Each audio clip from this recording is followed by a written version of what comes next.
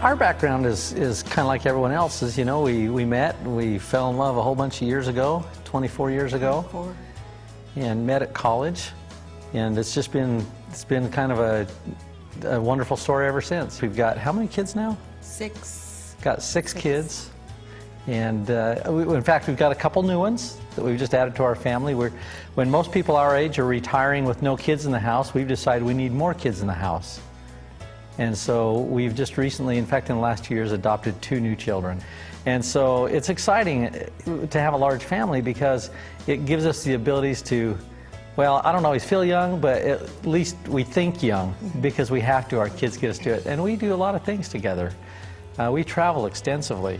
That's been one of the most fun things of all because we take our kids and we load them up on the plane just like most people load them up in a car, and we just go somewhere. And we go all kinds of places, and our kids have seen things that have just been, well, it's kind of a miracle. I really look at it in my life. I mean, here's a story that was kind of interesting. Do you remember when 9/11 happened? And we wanted our kids to be able to see that on a more personal way than just on television. So shortly after that, we found ourselves in New York. Actually, the ground was still smoking from the towers that were there, and that's left a permanent impression upon us and our family.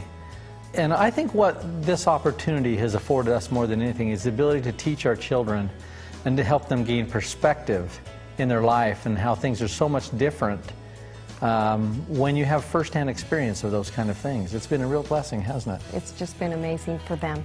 It's been a bigger lesson than they ever would have got in school.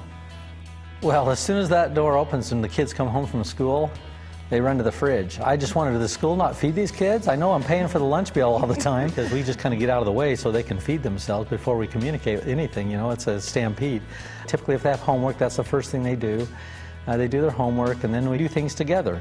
There's weekends we have the house just full of kids. The goal has always been that we always wanted all of the neighborhood friends to come to our house so that we knew what was going on. And so we tried to make this house a party house. And it's kind of turned into one. And that's what we want because we know who our kids are hanging out with. We know their friends very well. We just have a lot of fun. This is a place to come. It's where everybody wants to be. There's probably no place in the country quite like St. George, you know, with the proximity of the 5 parks so close to us. There's just something new every day. One of the things I really like about hiking in Zion's in particular, my son, Braden, my 16-year-old, he loves photography, so the 2 of us can get together. We put our cameras on and take pictures of some of the most awesome scenery in the world. I don't know any place on the world quite like Zion's National Park.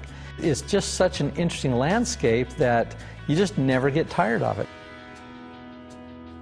My definition of success is to be able to be home with my family, to be able to spend quality time with my husband, and to be able to have the financial freedom to do that. We've decided that pretty much every Thursday is golf day.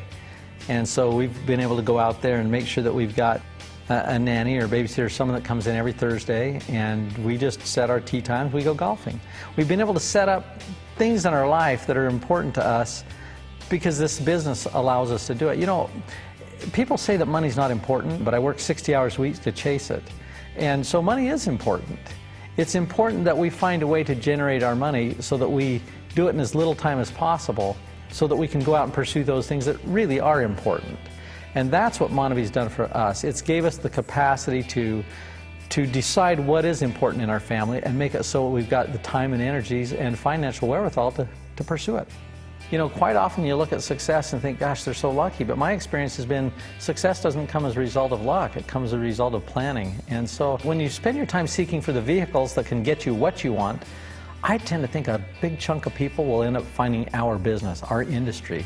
This industry of networking, this career, brings so many benefits that if you're looking for financial freedom and free time, I don't know where else most people are going to go. Every person I've ever met wants financial independence. They don't recognize it, but I say that because the opposite of that is financial dependence. And I don't know anyone who sets out with that as a goal. Never.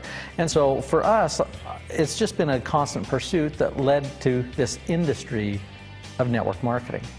Because one thing I've recognized, you can't gain financial independence unless you've got leverage in your life. It's the most important component. And there's only a couple things you can leverage.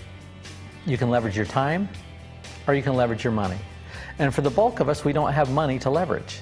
So the only thing we've got to leverage is our time. So the real question comes down is, okay, what is the best vehicle on the planet for leveraging your time? And I'm telling you, this is the vehicle. So we found ourselves in this about 20 plus years ago and worked really hard. It took us about a year and a half to generate enough income that we could kind of live on it. But I'll tell you what, our life changed more than all the wealth that's been created thereafter. And the reason it's changed so much, that was the first $50,000 or $60,000 a year that came passively. How would that change your thinking to know that next month it was going to be there, whether you stayed in bed or whether you got up and dug ditches? It was always going to be there. And so our mindset, that's when we gained our financial freedom back in 1990.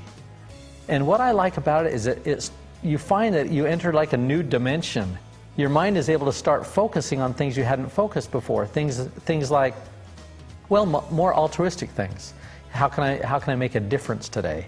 How can I contribute to somebody else who may not be in the same circumstance in life, who may have pain or have suffering or for whatever reason? You know, we live in a world that's got a lot of challenges. And I'm telling you, we've got to be part of the solution. And you can't give someone what you don't have yourself. So the first way to help the poor is don't be poor. That's the first thing. You know, if you want to help someone spiritually, you better be spiritual yourself. You can only give what you have. And so once you recognize that your own personal battles are over and you can get out of yourself and stop focusing on you, it's amazing what differences you can make in the world. We support the More Project. Our auto ship on a monthly basis pays a donation to the More Project. We believe in it. I think that's a big part of MonaVie and what it's done for the community of Brazil. We do need to give back, and actually we have a goal to take our kids down there and let them see what it's like down there and see the slums so that they can do everything they can to help besides just monetarily. I love what Dallin says. Dallin says if we just grow a giant company but we haven't made any differences in people's lives, we've wasted our time. We love the More Project. We're excited about it, and you know, the truth is we feel like we've been blessed very much, so we have to give back.